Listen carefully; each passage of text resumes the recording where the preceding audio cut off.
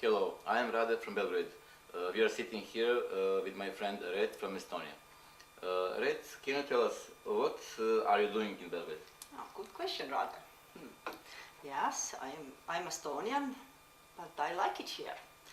I've been in Belgrade 2 years now, and after I finished my European Union project, I decided to stay here and build up my own business, my new brand, Training Doctor.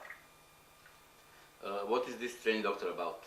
It's about consultancy for organizations, and Training Doctor, it covers all the aspects of training, like training materials, training methods, training performance of trainer, and also organization of training. So it is not just lecture, as I've seen in many times in Serbia at trainings. It's about interactive training.